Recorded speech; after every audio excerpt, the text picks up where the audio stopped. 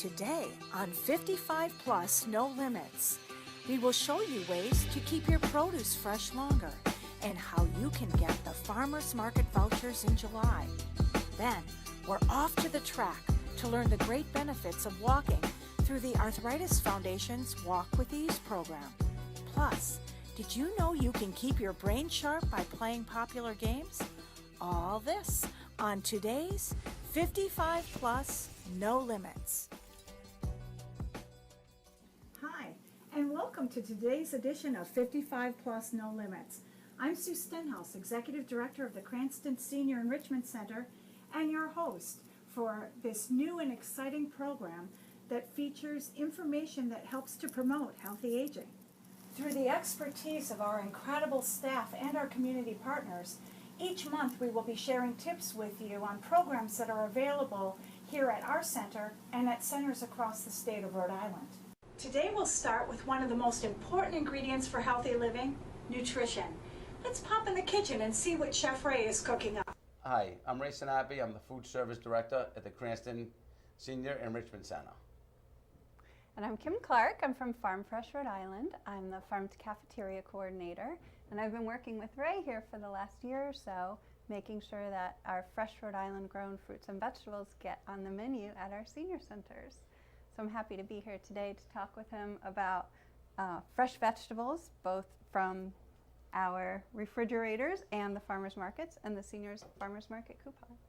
We're going to talk about some tips today on how to keep your produce fresh. Tip number one today is we keep our apples with our potatoes. It will keep the potatoes from sprouting. Keep the potatoes away from onions because potatoes will go bad faster. Wow. I always store my onions with my potatoes because I thought they both wanted a cool, dark place. I didn't realize they shouldn't be together. We have a lot of Rhode Island grown potatoes. What are the benefits of potatoes that are grown in Rhode Island? Well, they're the freshest and most delicious potatoes, of course. But potatoes are really nutritious. They have a ton of vitamin C. You know what vitamin C does for you? Makes your skin glow, protects you from being sick.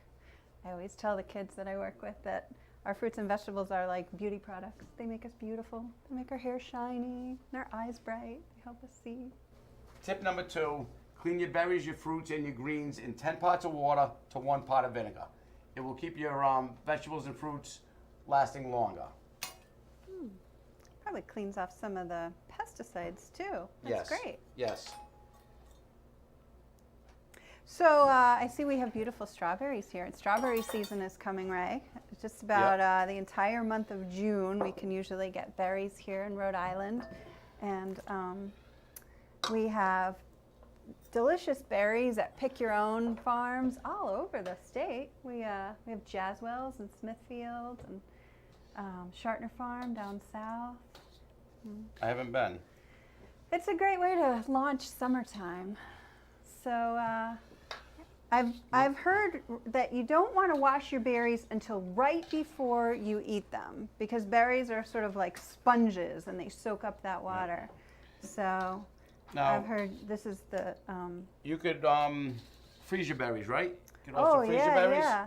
So the best way to freeze your berries, especially if you go strawberry picking and you want to keep them for the rest of the year or to make preserves and compotes, when you have a bunch of berries, you put them on a sheet pan and you just hull them. So a lot of people have a little tool, or you can just pull the stem, twist it out, and then stand it up straight on your sheet pan and do that with all of your berries. I'll get this little hull out.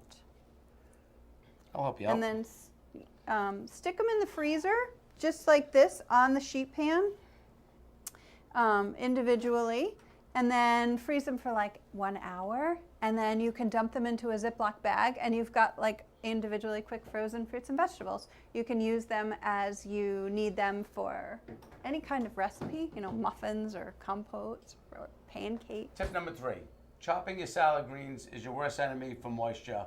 You want to keep moisture out of your lettuce so they stay fresh longer.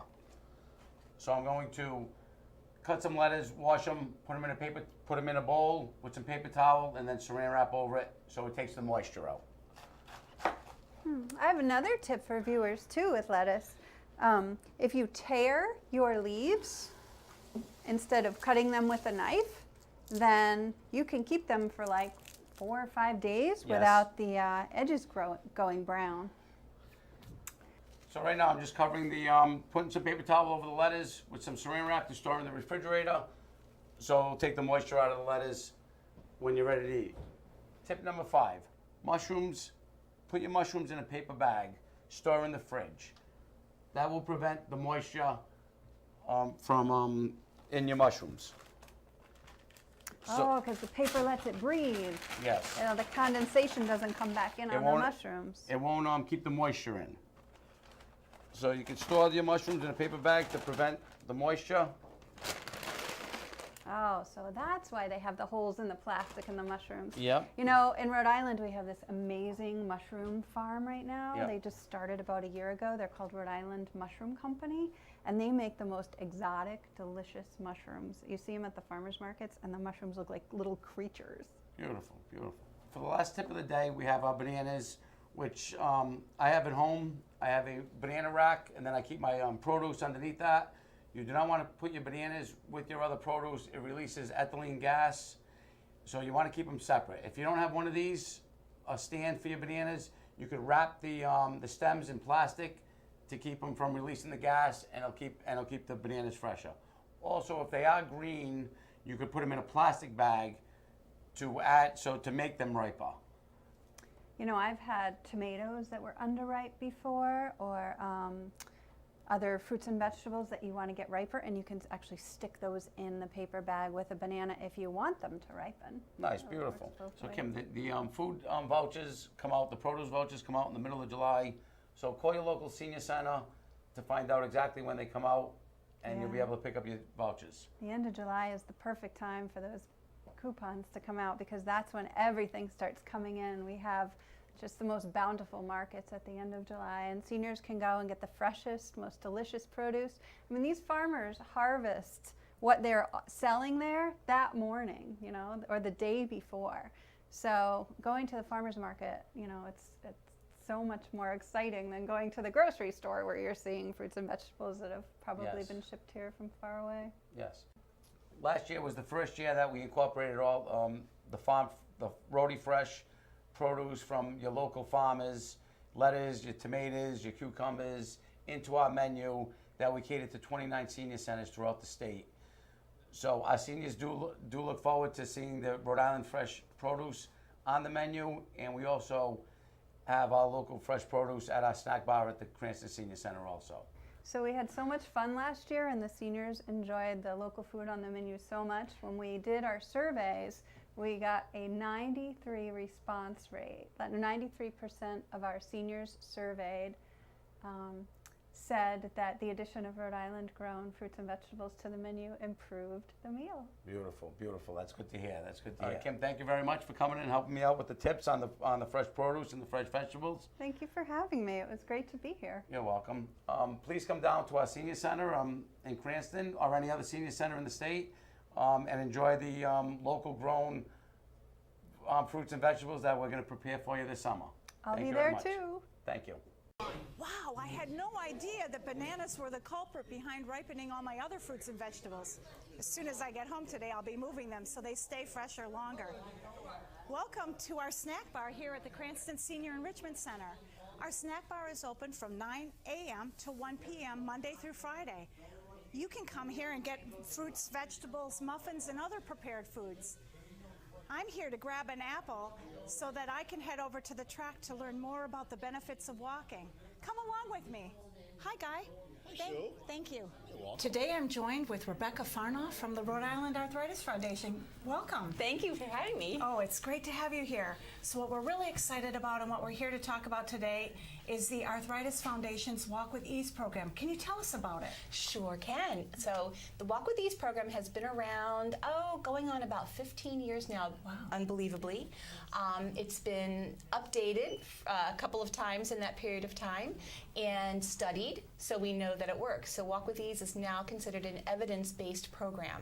And that's what you want to hear, because we know that the evidence shows that it helps to reduce pain, it helps to make a better walking situation. People improve their ability to walk. They improve balance.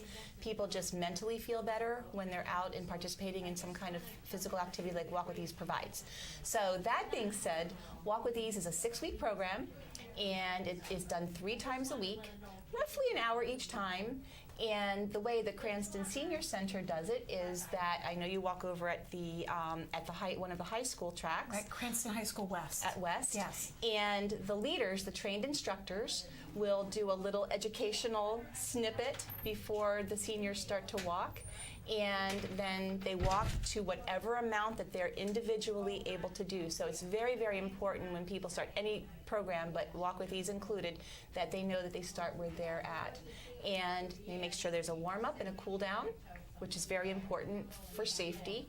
And hopefully everybody finishes up feeling like they've accomplished something at the end of the session. What are the benefits of walking?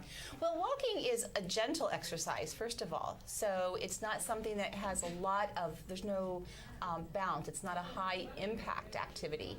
So for people with arthritis, we encourage them to participate in a program that will allow them to have some moderate level of exercise, moderate intensity, but we don't want a lot of pounding on the joints that something like jogging, jumping, those activities would promote. Right. So walking is gentle, and it's also super functional. I mean, think about all of the times when you either need to cross the street before a red light turns.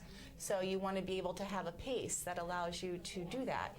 Or you go to the supermarket or to the mall to shop, and that's a bit of a distance. So you want to be able to have a little endurance to be able to make it around to do your chores.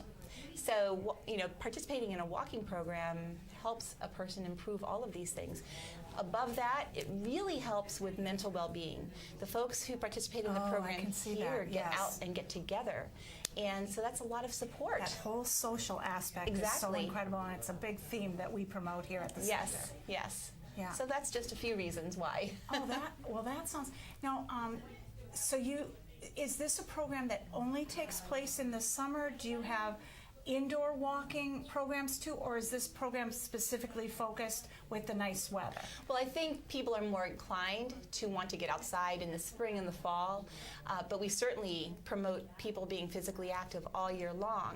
And so whatever kind of creativity that takes to enable a person to do that, we're fortunate here, we have a couple of malls, like the Warwick Mall is open for people to go in and walk early in the day, even in weather that's not so nice. But certainly walking indoors is an option. So tell me a little bit about the Arthritis Foundation and what you do and what services you provide here in Rhode Island. So Walk with Ease actually is one of the big programs that we are promoting in community settings like the Senior Center, in worksite settings. Walk with Ease is a wonderful program to have as an employer, and it can be done for folks who want to do it just as an individual. So Walk with Ease is available in a lot of formats, and I'm happy to talk to anybody about that if anyone is interested. So we're also involved in advocating for people with arthritis to make sure that they can get the kinds of treatments that their physicians are recommending for them. That includes medications and any other service. So we want to make sure people are not denied the things that are required for them to live as healthy a life as possible. So to do that, we talk to our legislators, both at the federal level and the state level. We also, interestingly enough, a lot of veterans come back with arthritis. Oh, yes, osteoarthritis. I can see that, yes. Yep, injuries over there and carrying heavy packs. I was going to say all the different conditions that they're navigating in. Exactly. So we are also involved, so the Department of Defense helps to fund some research on osteoarthritis and rheumatoid arthritis. So that kind of crosses the lines. We advocate for that money, and then that money is dedicated to some research that positively affects not only veterans, but anybody else with those diseases. And we've really appreciated working with you over the years, and really appreciate the training that you provide, all of the resources, like you said, with the books. I know that each participant gets one of these manuals. The Walk with Ease book goes along with the program, and a lot of really great information in here on how to prepare yourself to walk safely, what to wear, how to measure your intensity of exercise, a schedule, how you get yourself walking where you're starting now to being able to walk a little bit longer, a little bit farther. So it's a really nice resource. And I have to put in here at this point that we're grateful to the Rhode Island Department of Health. We have a partnership there. There is an arthritis program funded by the Centers for Disease Control and Prevention. And the folks at the Rhode Island Department of Health are collaborators on this program. And so they help make these materials available to people. So what really I grateful. What I love too is that I don't think a lot of times people understand how the different ways government collaborates together Yep. to make these things. And obviously we're a deliverable. So our facility, the senior center, and other senior centers across the state is a resource for these types of materials. Oh yes, and I am happy to talk to any other senior center that's interested, anybody's watching, about how a program like this could be implemented. It's pretty simple, and the Department of Health makes it even easier. So Well, that's great. we're grateful for our partnership with you as well. Thank you. Well, we really enjoyed it. So Rebecca, thank you for joining us Thank you today. for having me. What I do is stretch the calf by just having them hold the beam and then stretch the calf like this, And this is the calf, this is the thigh. I'll have them do that, just stretch out, and do the opposite, stretch the thigh and the calf this way. They hold it for a little longer than I am, and then I have them do this just to warm up their ankles, to get them to. That's an important one. And I mean, they are seniors, so we haven't. It's not an aggressive stretching exercises, but they're just enough to get them warmed up. And we're not running. The benefits for the seniors is that they get out, they get the chance to get out on the track. The track is rubberized.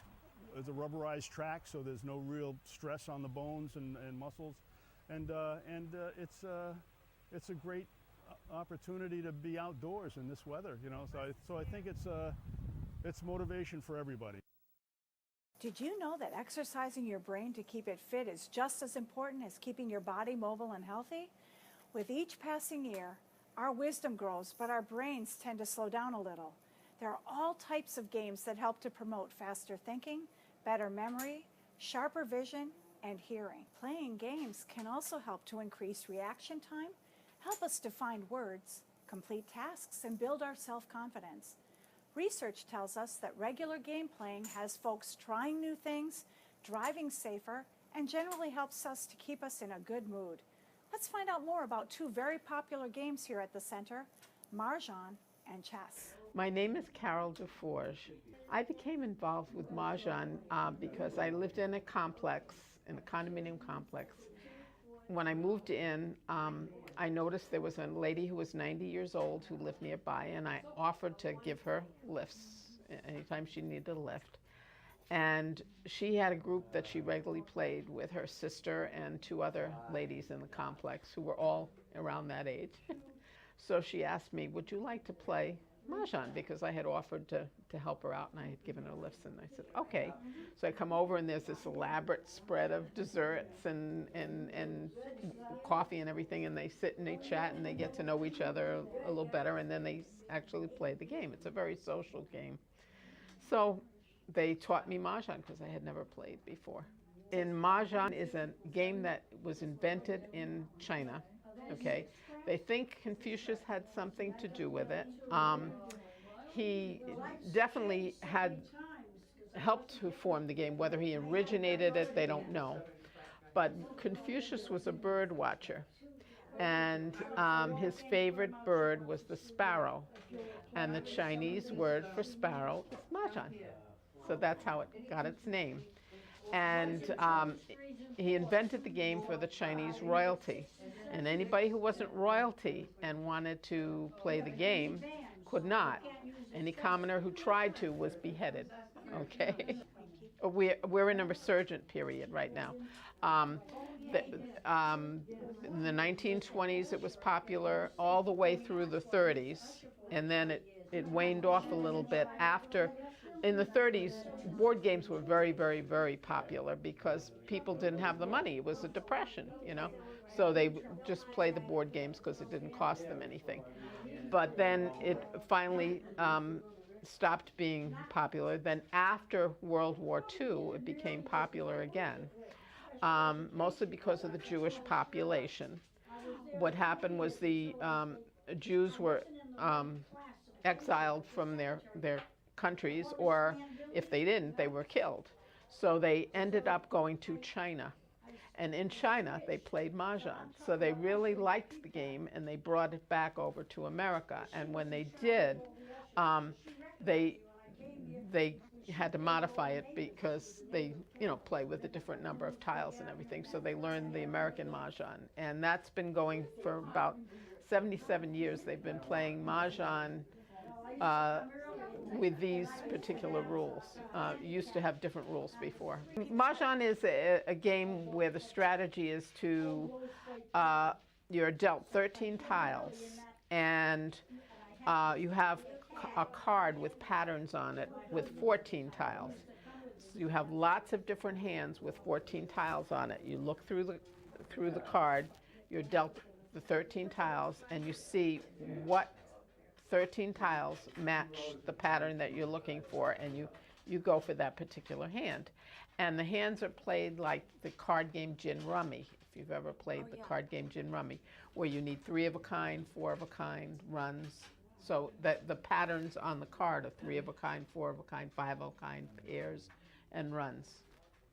It's popular actually among college students and seniors, okay, both. So this is something that, but why it is popular, it's very challenging game.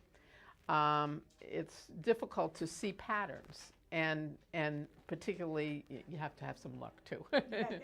To see patterns and to make patterns, and it challenges your brain. And a lot of seniors worry that they'll get Alzheimer's or something, so they feel if they're challenged that they don't. College kids like a challenge too.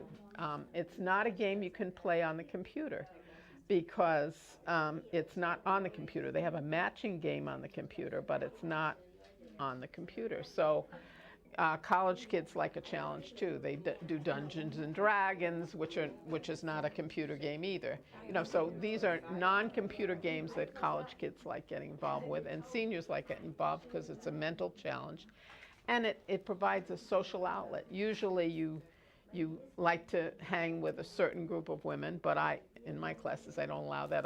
Anybody coming in has to play with anybody, so don't feel left out. But you know, usually hang with the same women, and just playing over and over, you get to socialize with them. Sometimes people have a difficult time socializing, so this is a great social game because you get so busy playing the game, you even forget you're talking to each other, and then you're talking, and then you're sharing things, and then you become friends. You know, so it's a good game to make friends. It's been exciting for me, the program director, to watch Mahjong grow in leaps and bounds, along with many of our other mind games that we have here.